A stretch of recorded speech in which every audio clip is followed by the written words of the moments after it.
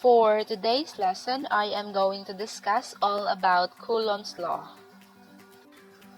But before that, let's review first. In my previous recording, I discussed about ions. And again, ions, they are the carrier of net charge due to the loss or gain of one or more electrons.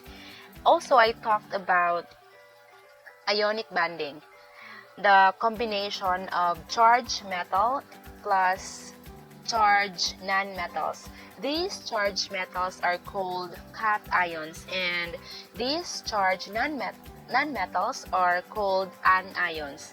Cations and anions, they are the two types of ions. Also, let's recall the kinds of electric charge. We have the positive and the negative charge. Carrier for the positive is proton, and carrier for the negative charge is electron. We also have here the charges as well as their equivalent in Coulomb. And the positive charge occurs if the number of protons is greater than the number of electrons. Negative charge occurs if the number of electrons is greater than the number of protons. And I have here the neutral charge with zero charge.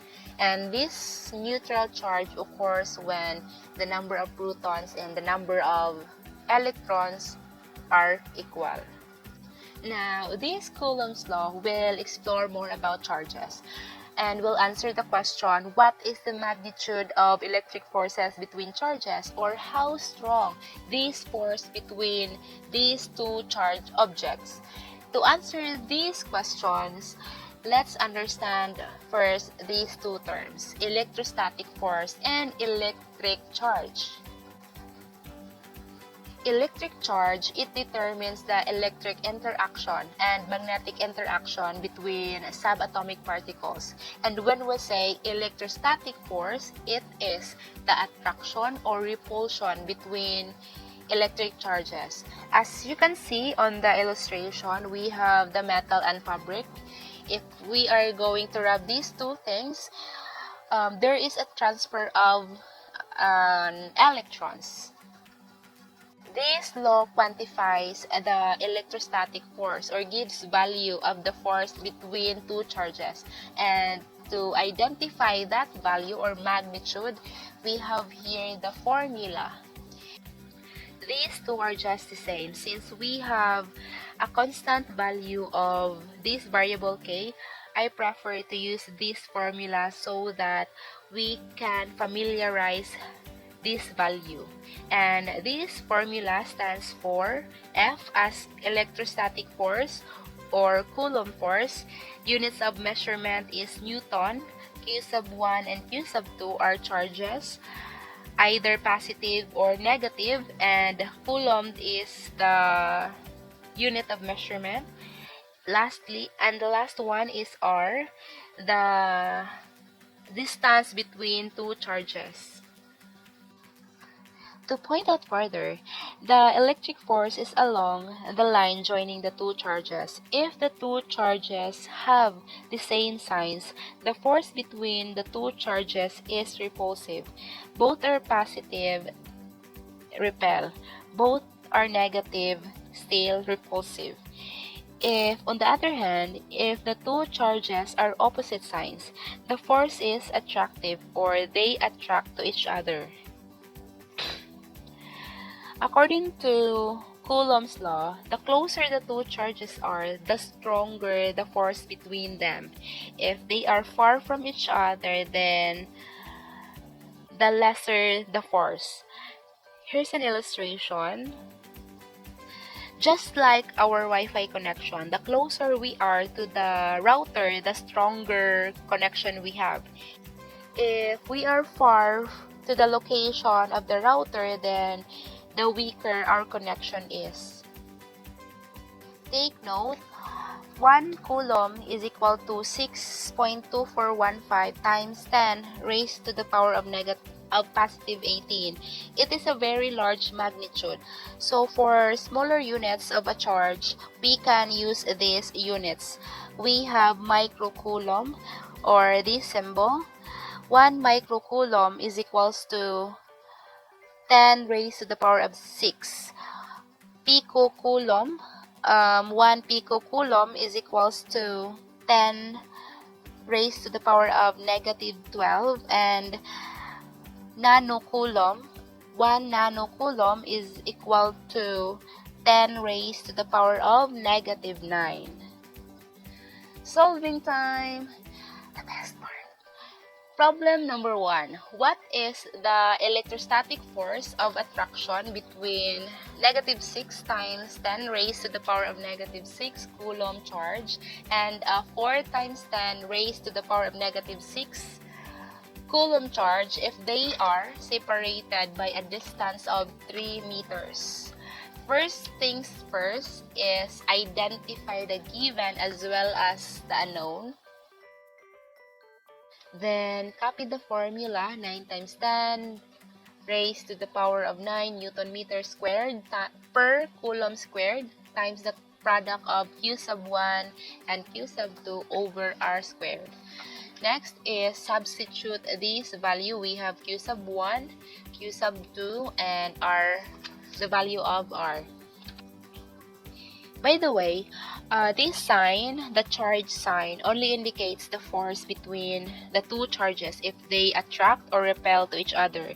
Since in the problem, we are just asked about the magnitude or how strong the electric force between the two charged object, then there's no need to copy the sign. Again, the sign will tell us if they attract or repel to each other. So this example is they are attractive to each other because we have opposite sign. Now to simplify this one, multiply 6 times 4, that's 24. Then law of exponent, we have the same base, which is 10. So simply combine the exponent, which is negative 6 and negative 6. Add, then copy the common sign. That's negative 12. Then don't forget to multiply their unit, which is C. Coulomb, C times C is C squared. So therefore, we have 9 times 10 raised to the power of 9 Newton meters squared per second squared times 24 times 10 negative 12 C squared over 9 meters squared. And simplify again, 24 times 9, that's 216. Then the same process, we have the same base, so combine 9 and negative 12, that's negative 3 because copy the sign of the bigger number. Newton meter squared per Coulomb squared and C squared over 9 meters squared. So here's how we can simplify the units. Newton meter squared per Coulomb squared in fraction form, and this one is this one. Cancel out. Meter squared cancelled out. And the final answer, we can divide 216 by 9. So we have 24 times 10 raised to the power of negative 3. Is this the final answer? No. Remember our lesson about scientific notation? We have this ruling wherein this is A, N is equals to A times B raised to the power of E. A should be greater than 1 but less than 10. If this is our final answer, then this is wrong. How to simplify this one to make it to make the value of A, which is 24, lesser than 10? How to do that? We will just simply move ones from our decimal point. So movement would be from right to left. And of course, our exponent will be affected, so it will be reduced. Therefore, the final answer would be 2 times 2.4 times 10 raised to the power of negative 2 newtons. And if you want to see the decimal form of our final answer, then it's 0.024 newtons. Let's proceed to problem number 2. 2-point charges are separated by a distance of 1 meter. The point charges have equal magnitudes, which is negative 10 raised to the power of negative 6. Find the electric force between them. Of course, input the given. We have the same value for Q sub 1 and Q sub 2, value for R, and still the unknown is the electric force. We have the formula. Substitute Q sub 1 and Q sub 2, and the value of R is 1 meter. Simplify the same base and combine the exponent. So that's 9 times 10 raised to the power of 9 Newton meter squared per Coulomb squared times 10 raised to the power of negative 12. C times C is Coulomb squared over 1 meter squared. 9. Then simplify or combine the exponent. 9 and negative 12, that's negative 3. Copy Newton meter squared per Coulomb squared and Coulomb squared. Don't forget to bring down this one over 1 meter squared. And again, to simplify these units, we have Newton meter squared per Coulomb squared and Coulomb squared. Cancel out this one and meter squared. Divide 9 and 1. The answer would be 9 times 10 raised to the power of negative 3 Newton or newtons. Or the decimal form would be 0.009 newtons. Again, it's not necessary to give the decimal form. I'm fine if your answer is in scientific notation. Now, we are down to our last example. Two identically charged 1 peso coins are 1.5 meters apart on a table. What is the charge of one of the coins if each of them experience a repulsive force of 2.0 newtons? Again, they experience a repulsive force. Obviously, in the problem, the unknown are the two charges. And the given are the distance as well as the electric force, which is 2.0 newtons. Copy the formula. For some, they want to derive first the formula, but you can do that. But for this process, I prefer to use the main formula. I will just substitute the given and leave as it is those unknown.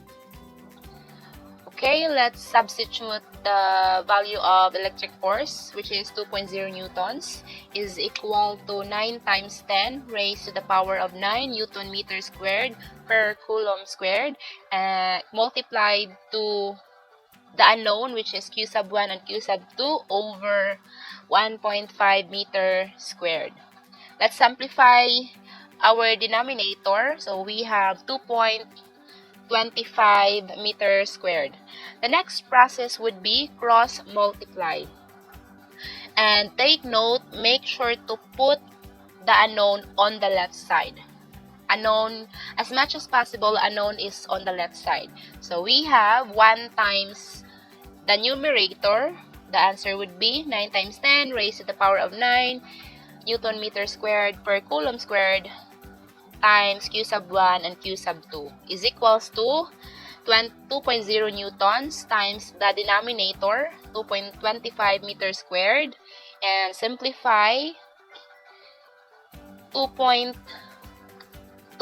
newtons and 2.25. The product is 4.5 Newton meter squared. For us to isolate the unknown, we are going to divide both sides by this one. Now let's simplify the right side first. We have let's expand this one. 4.5 over 9 1 over 1 times 10 raised to the power of 9, and then the units Newton meter squared over Newton meter squared per Coulomb squared. Therefore, cancel out. We have q sub 1 times q sub 2 equals 4.5 over 9. 1 times Newton meter squared is Newton meter squared over 1 times 10 raised to the power of 9. This one is just the reciprocal of this denominator. We need to get the reciprocal of this denominator so that we can multiply this to our numerator. So that is c squared or Coulomb squared over Newton meter squared. This time, we can easily simplify this one. Cancel out Newton meter squared and take note what's left is 1 over 1 times 10 raised to the power of 9. Get the product, we have q squared equals 4.5 divided by 9 is 0.5 times. Now, how to make this fractional form into exponential form? The process would be get the reciprocal of this one and don't forget to change the sign of the exponent. From positive, make it to negative. Therefore, we have 1.5 times 10 raised to the power of negative 9. And don't forget to bring down Coulomb squared. Square root of both sides to eliminate this one. Cancel out. Cancel out. Therefore, we have q is equals to square root of 0.5 times 10 raised to the power of negative 9 Coulomb. And if you have a nice calculator, you can input this one to get the solution. But if you don't have, you are just using your phone, you can change this one into decimal form. So that's, we will move 10 times from left to right. And the answer is this one. Get the square root. We have 0.000022236 Coulomb. And reminder, our answer should be in scientific notation. So let's convert this into scientific by moving this decimal point from left to right. That's so therefore the final answer is 2.236 times 10 raised to the power of negative 5 newtons. Take note, when converting decimal to scientific notation, the value of A, this one should be greater than 1 but less than 10. That ends our lesson about Coulomb's law.